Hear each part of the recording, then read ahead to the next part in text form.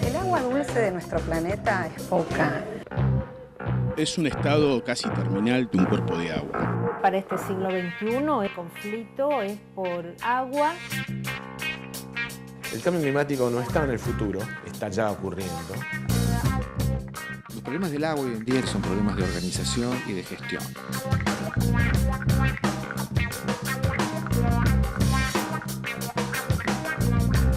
El agua, recurso central para la vida. Hola, ¿qué tal? Bienvenidos. ¿Cómo están ustedes? Bienvenidos a una nueva emisión de Elemento Vital, una emisión un tanto atípica para todos aquellos que nos siguen habitualmente porque estamos haciendo un programa hoy en piso, en estudio. Es una serie de 4 programas especiales que van a ver ustedes a lo largo de este mes, con los que quisimos cerrar esta temporada en QM Noticias. ¿Por qué 4 programas especiales? Para poder retomar temas que han cobrado actualidad en el último tiempo, que tienen que ver con el agua y que tienen cosas que ameritan analizar y desmenuzar como a nosotros nos gusta. En el día de hoy vamos a estar hablando de agrotóxicos. Va a estar con nosotros Patricio Leisegui, periodista, escritor y gran conocedor de estos temas porque los ha investigado mucho.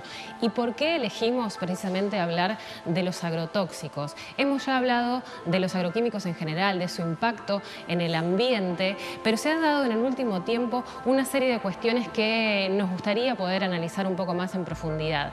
Por un lado, el debate de lo que sería una eventual primera ley de agroquímicos a nivel nacional y por el otro, la comprobación científica de la presencia de glifosato en las aguas del Paraná y el Tribunal Monsanto. 2 situaciones, 2 eventos que nos permiten ver que cuando hablamos de agroquímicos o de agrotóxicos no estamos hablando solamente de una cuestión que atañe al campo, sino que tiene que ver también con todos nosotros, con el ambiente y con la salud, por supuesto. Para dar inicio a este programa del día de hoy, vamos a invitarlos a escuchar a la doctora Alicia Ronco, es presidenta del CIMA, el centro que tuvo a cargo la investigación y el monitoreo de las aguas del Paraná, que comprobó, como decíamos recién, la presencia, la contaminación de ese río con glifosato. Los cursos de agua que atraviesan zonas productivas, particularmente lo que sería el tramo medio y el inferior del Paraná, sus afluentes, traen consigo el herbicida y también se detecta el metabolito. En particular, lo que se pudo observar que la mayor carga está en los sedimentos y hay algunas concentraciones detectables en agua. El glifosato que se aplica en los cultivos por procesos de escorrentía se moviliza, llega a los ríos o arroyos y es transportado en sus cuencas, llegando al cuerpo principal del Paraná. Bueno, ante todo, gracias Patricia por estar con nosotros en el día de hoy. Vos que sos gran conocedor e investigador de estos temas, contanos qué significa para vos esta noticia que tuviste que dar. Bueno, la verdad que fue bastante fuerte porque lo que más me sorprendió es el hecho de que era un trabajo que se venía haciendo desde hacía bastante tiempo, tiene por lo menos una antigüedad de 2 años, más allá de que los resultados se conocieron a mediados de precisamente 2016, pero fue un trabajo que se publicó primero en el exterior y tuvo 0 repercusión en Argentina.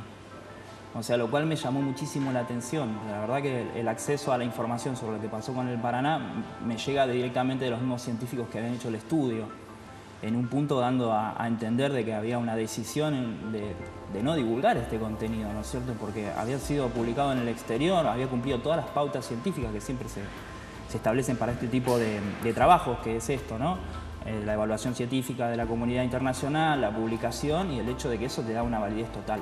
Sin embargo, en Argentina no se había conocido para nada el dato y siendo que había trabajado inclusive prefectura, ¿no? ¿No es cierto? En lo que es todo el proceso de evaluación y de monitoreo. Así que muy impactante por ese lado, pero al mismo tiempo la duda inmediata después de dar a conocer la noticia que es ¿qué va a acarrear esto? ¿Realmente va a haber un pronunciamiento político? ¿Va a haber una cuestión de discusión de la realidad sanitaria de los territorios Eso lamentablemente no pasó. No pasó. Estamos viendo nosotros aquí un mapa como para que la gente pueda tener dimensión.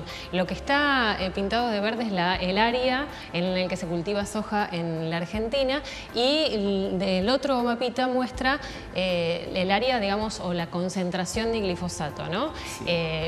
Lo que ven más rojo es precisamente donde más litros se echa de glifosato, que es digamos, consecuente con los resultados del estudio, ¿no? El río Paraná, en la provincia de Entre Ríos, en la provincia de Santa Fe, digamos, el tramo medio e inferior es la parte donde muestra más contaminación. Sí, lo que es muy interesante, la verdad, de los dos mapas, es que en un punto te iba a preguntar el hecho de por qué había tan poco color. Ahora estoy entendiendo que es por la concentración. Está muy bien, es real. O sea, hoy la aplicación de glifosato se da directamente hasta la provincia de Jujuy, llegando hasta Río Negro, pero con concentración en donde precisamente el estudio dio a entender que se estaba dando, ¿no es cierto?, un proceso de sedimentación fuerte con la acumulación del herbicida, ¿no? Claro. Que es lo que sigue sucediendo hasta ahora. Los resultados del estudio dan que la principal área de contaminación es el río Luján, o sea, ya el estuario del río de la Plata. Por ende, hay un proceso de movilización, ¿no es cierto?, de ese sedimento cargado con el herbicida, que en definitiva está llegando prácticamente a la ciudad de Buenos Aires, ¿no? Al lugar donde también toma agua la ciudad de Buenos Aires. Ahora, cuando uno se pone a investigar o a leer en relación a las plaguicidas en general y del glifosato en particular, ve que hay infinidad de estudios que muestran que el glifosato está apareciendo en un montón de lugares donde no se esperaba que estuviera presente. Digo, hay estudios que han detectado glifosato en el agua de lluvia, ¿no? Que es muy curioso también eso. Es un estudio hecho acá en la ciudad de La Plata, de hecho. Bueno, por la Universidad de La Plata, aunque también se hicieron monitoreos en provincia de Buenos Aires, Entre Ríos, Córdoba y Santa Fe. Pero una de las concentraciones más elevadas se dieron acá en el centro de la ciudad, siendo que no tenés soja cercana. Lo cual los científicos de la universidad lo que hicieron fue comprobar que hay un proceso de vaporización, ¿no es cierto?, de la sustancia química, que se acumulan las nubes y después por determinados procesos después cae con las precipitaciones.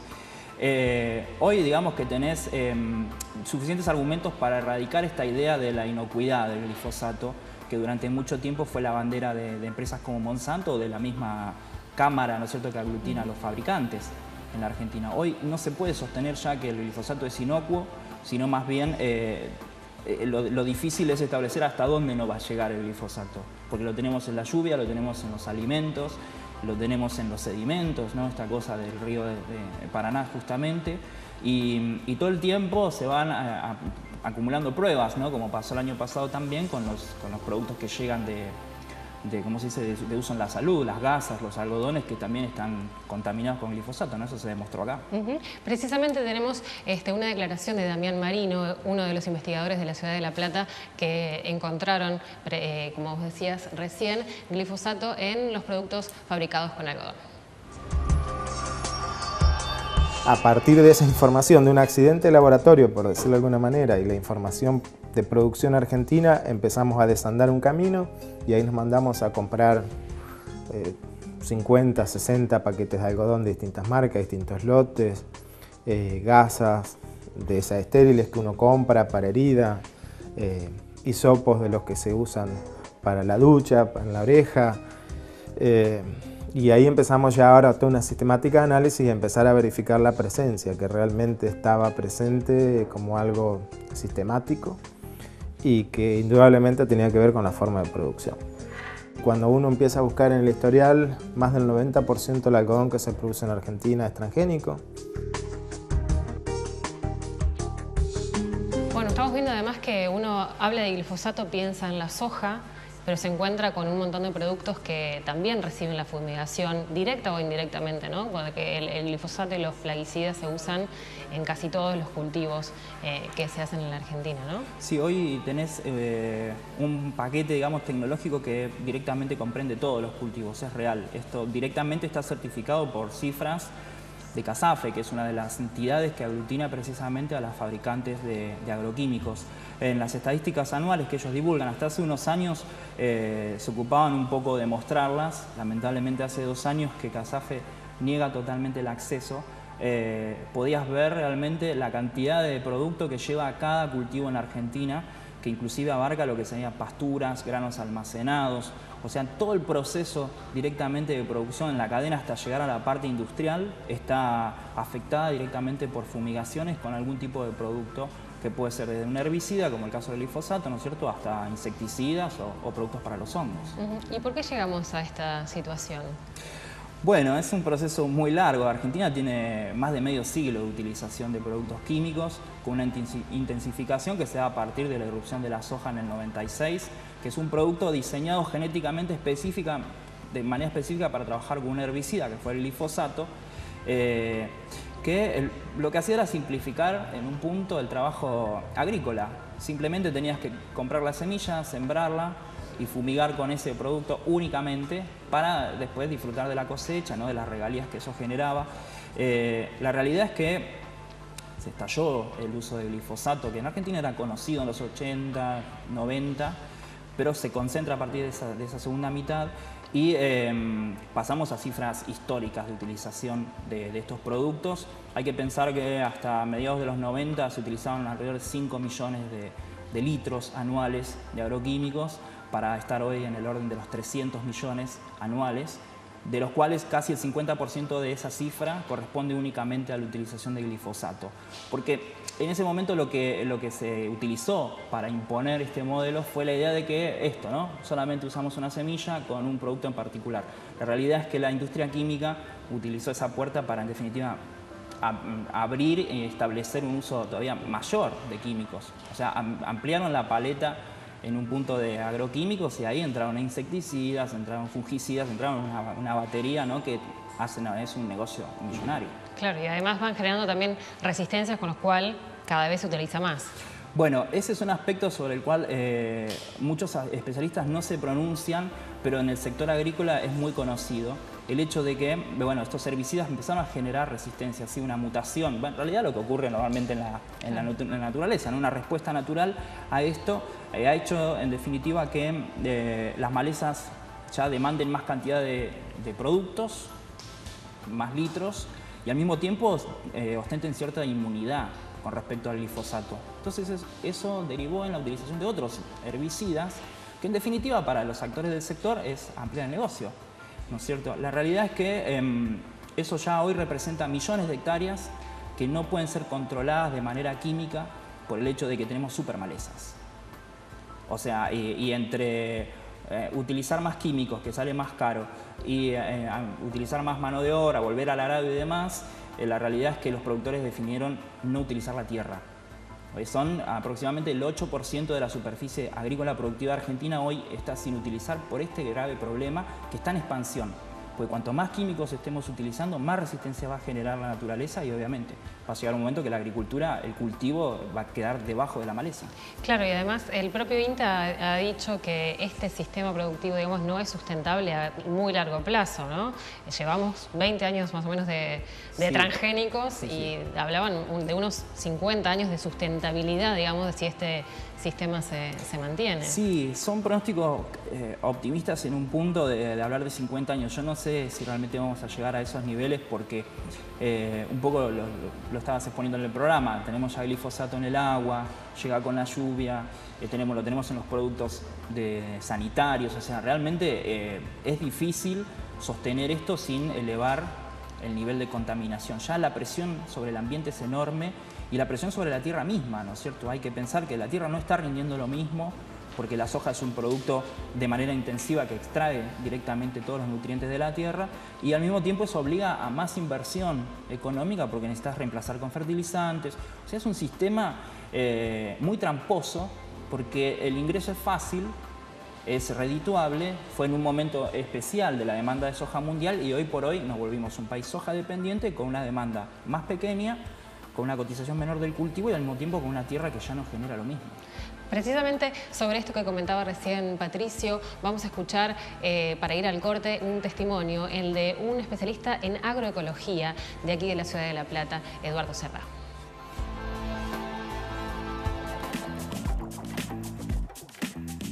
Se empezó usando 2 litros de herbicida para hacer barbechos químicos, ahora ya se están 10 litros, 11 litros. ¿Eso quién lo paga? Lo paga el productor. No solo eso, que en el ambiente 20 millones de hectáreas de soja que tengan 10 litros de glifosato, ¿cuántos millones está soportando el ambiente. Para rendir más hay que ponerle más fertilizante, hay que ponerle riego o hay que ponerle el herbicida para que no le moleste las malezas, ponerle un fungicida porque no resiste las enfermedades. En vez de pensar en cómo le aumento la salud, en una variedad que compita mejor con las malezas, que las malezas no le afecten, no baje su rendimiento, no se enferme. Eso es buscar la salud, buscar el equilibrio, y eso es un círculo virtuoso de salud, y el otro es un círculo vicioso de drogadependencia.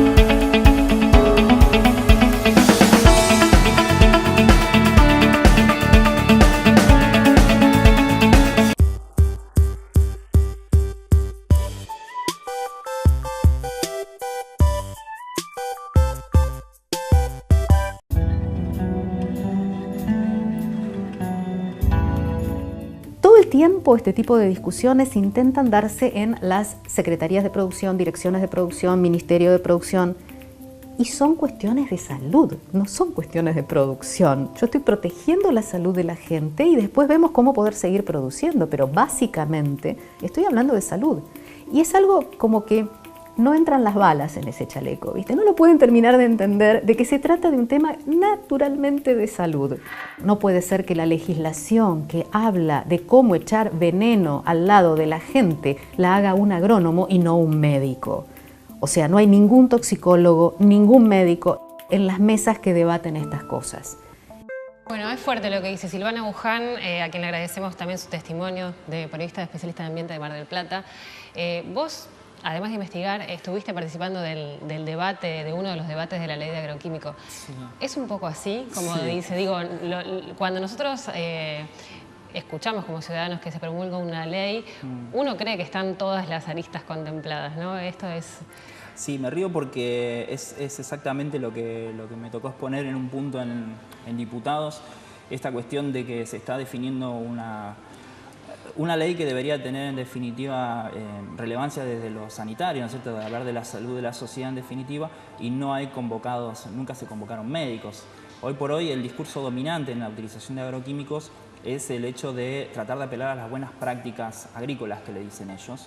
Ellos son las empresas, ¿no?, el sector de la agroindustria, que en definitiva lo que hacen es colocar el problema de la contaminación directamente en la cuestión del mal uso. Ellos no responsabilizan nunca al químico, ni hablan de las particularidades de lo que se está aplicando, ni las cantidades, sino más bien que es un error de quien lo está aplicando. Igual, en definitiva, lo que hace es descartar la discusión sobre el modo de producción en sí mismo, ¿no es cierto? En diputados lo que tocó exponer a quienes fuimos convocados en ese momento fue precisamente el otro lado, contar qué es lo que nos está diciendo cuando se habla de las buenas prácticas, y con esto que se fue instaurando durante 20 años, la idea de que esta es la única manera de producir, de que el impacto ambiental es mínimo si uno tiene determinados recaudos, y que en la discusión no es necesario que estén presentes los médicos cuando estamos hablando de la salud humana o el ambiente general, ¿no es cierto? Ahora hay un proceso de discusión ampliada, ¿no es cierto?, aunque en desventaja, porque obviamente la industria está mejor preparada, tiene muchísimos argumentos. Hay que pensar que todos estos trabajos, como el hecho del río Paraná, por ejemplo, estas cuestiones nacen del científico independiente que dedica un tiempo extra de su trabajo con un mínimo de presupuesto para poder comprobar algo que está a contramanos del discurso dominante, que tiene muchísima espalda financiera, mucho tiempo y hay científicos específicamente preparados para eso.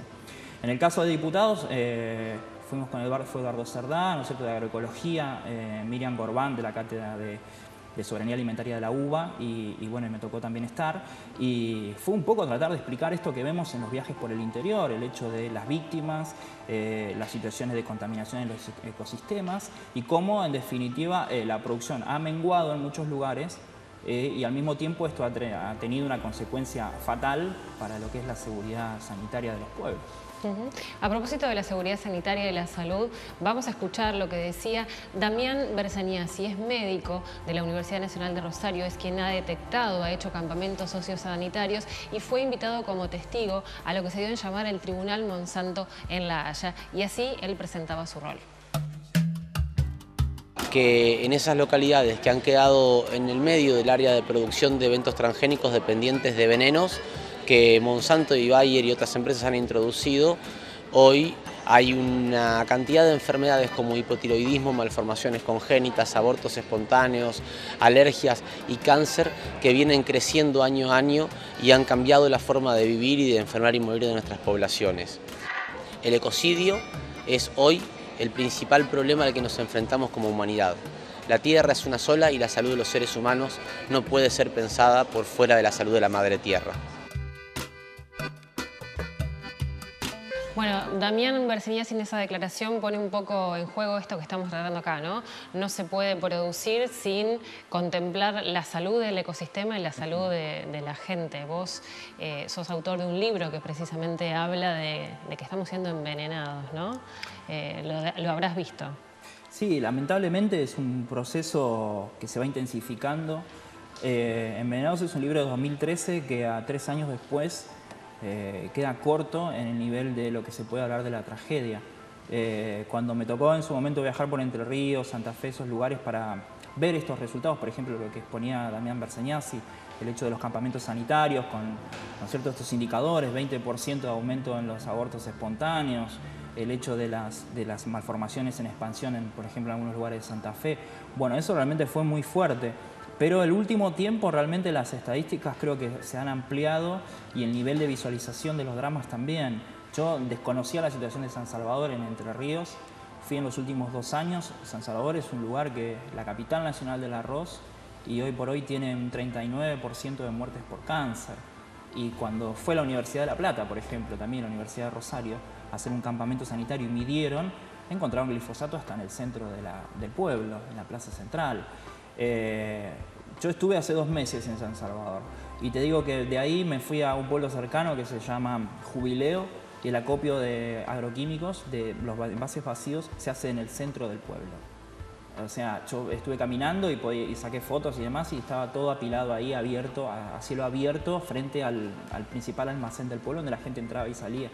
O sea, el nivel hoy de utilización es mucho mayor que hace 3 años. Y al mismo tiempo hay una interacción con los materiales que directamente es totalmente inconsciente, ¿no? O sea, vos recorres Entre Ríos y en muchas casas los bidones se utilizan para regar, hay gente que toma agua de ahí. Y al mismo tiempo, bueno, si te vas expandiendo según las provincias, vas a encontrar que hay problemáticas que tienen que ver directamente con el tipo de paquete tecnológico y con esto, ¿no? Con los químicos que se utilizan. Claro, y además en el interior también se usa hasta en jardinería el glifosato, con lo cual genera muchos riesgos. El científico Damián Marino nos contaba en una entrevista precisamente cómo a veces se encuentra el glifosato en altísimos niveles, incluso más que en los campos de soja, en el centro de las ciudades. Hasta los mismos municipios promueven el uso urbano, con plazas de algunos pueblos que se denominan fumigados, son pueblos chicos, que prácticamente no hay límites entre lo urbano y lo rural, sino que las maquinarias circulan, es todo muy naturalizado, muy normalizado, parte de la vida cotidiana. Ahí las concentraciones de glifosato en esas plazas, hay casos hasta 20 veces un campo fumigado. Y eso tiene que ver con que el aplicador, el placero, usa su mochila con cualquier dosis y usa y usa y usa, y el único objetivo es que no haya ningún pastito, que esté todo limpio. Y eso tiene un problema vinculado a que las plazas son un espacio social en los interiores de los pueblos. Pueblo del interior, la gente va a la tarde, pasa la tarde, los chicos salen de la escuela, van a la plaza, así que es un escenario de exposición fuerte. Bueno, si algo faltaba como para que tomemos conciencia, digamos, los ciudadanos que vivimos en ciudades, es esto, ¿no? Digamos, sabemos que llega por el aire, por demás, pero se está usando también en las ciudades. Sí, de hecho, en Buenos Aires, por ejemplo, en la ciudad de Buenos Aires, en capital, hubo una denuncia hace unos años que la hizo, pongo un ejemplo, Mercedes Méndez, que es enfermera del Hospital Garrahan. y que es uno de los lugares donde se tratan la mayoría de los chicos que están llegando con problemas de contaminación, ¿no es cierto? Problemas de zonas específicamente fumigadas, bueno, van a parar todos al Garrahan. Y ella me contaba, de hecho eso figura en un expediente judicial, que bueno, un día llegando al trabajo, el Garrahan tiene un predio delante donde se juega al fútbol y había personal de la Municipalidad de Buenos Aires, de la ciudad de Buenos Aires precisamente, fumigando con glifosato. Eso derivó en una denuncia, pero había una utilización en jardinería realmente que se estaba haciendo dentro de la ciudad, al lado de un hospital que trata este tipo de casos. Lo mismo ocurre con las vías de los trenes. Esto desde hace 3 años se prohibió al fin la utilización de glifosato para erradicar las malezas de las vías. Uno ve que las vías nunca tienen ningún tipo de pasto, ¿no? O yuyos y demás. Bueno, estos productos de las fumigaciones que se hacen de manera programada. Bueno, eso se cortó por fortuna, pero la realidad es que en el interior es real lo que cuenta Damián Marino. De hecho, una de las causas o una de las ideas que hubo en torno a la situación de contaminación en San Salvador, en Entre Ríos, en el centro, tiene que ver con esto, con la utilización en las plazas, que también ocurre en la provincia de Buenos Aires, y otras irregularidades que pueden ir, me pasó hace muy poco en Trenquelauquen, en el oeste de la provincia de Buenos Aires, acopio de agroquímicos en la estación de tren céntrica de la ciudad, por ejemplo. Bueno, todo esto habla de un desmadre, de un descalabro y de un vacío legal enorme que sigue existiendo 20 años después de la expansión de la soja, que en definitiva lo que ha hecho es esto, ¿no? Ampliar la utilización de agroquímicos y al mismo tiempo generar una utilización que no está sometida casi a ningún tipo de control legal. No existen condenados prácticamente en Argentina por contaminación, ¿no? Ni regulación alguna que indique cómo hacerlo y en qué cantidades, ¿no? Claro, hay como intentos a través de ordenanzas municipales principalmente, hay algunas limitaciones en provincias como Santa Fe, Chaco, por ejemplo, pero no hay una ley nacional. El único caso que hubo de una condena que quedó ahí todavía en definición es el caso del barrio Ituzaingó en la provincia de Córdoba, pero fuera de eso la realidad es que son átomos, ¿no? Situaciones muy puntuales de algunos municipios que han decidido establecer algún tipo de criterio, por lo menos de distancia de fumigación. Pero no hay una ley que articule todo esto y la realidad es que, bueno, son 20 años ya que nos llevan a pensar que en definitiva este vacío legal ha sido adrede, ¿no? Bueno, gracias Patricio, gracias por venir y por ayudarnos a pensar en esto. Bueno, gracias. Vamos a cerrar este programa con estas declaraciones. El problema que tiene la agricultura hoy no es pasar a un producto de menor toxicidad, no es pasar a buenas prácticas para que no se vuelen las gotas. Es un problema de enfoque, es un problema de entender cómo funciona la biología. Por lo que venimos viendo, están dadas las condiciones para declararlo un pseudo persistente, ¿sí? De nuevo, es un compuesto que ingresa más al ambiente que el ambiente puede degradar. Está generando una extinción masiva de un montón de organismos pequeños. No hablamos del oso panda, del pingüino, de estas cosas, sino de bacterias, de virus, cosas que matás sistemáticamente del ambiente. Si yo me recetan un medicamento y al mes voy y le digo sí, estoy bien y me da el doble, acá para decir que estamos en un proceso de salud sería cuando dejamos de usar agroquímicos. Empezamos este programa hablando del debate de una ley que todavía no existe, que pretende regular una actividad que se hace en base a agroquímicos hace más de 20 años. Se fumiga todavía muy cerca de las ciudades, se fumiga en grandes cantidades y todavía debatimos si hay que fumigar más o menos cerca de donde vive la gente, de las escuelas rurales, por ejemplo.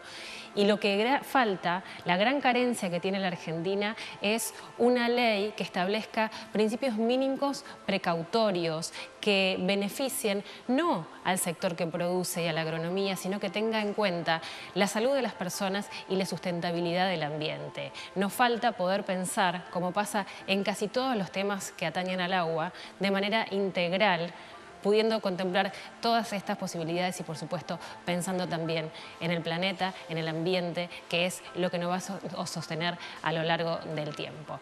Gracias a todos por haber estado, nos despedimos, nos reencontramos la semana que viene con más Elemento Vital.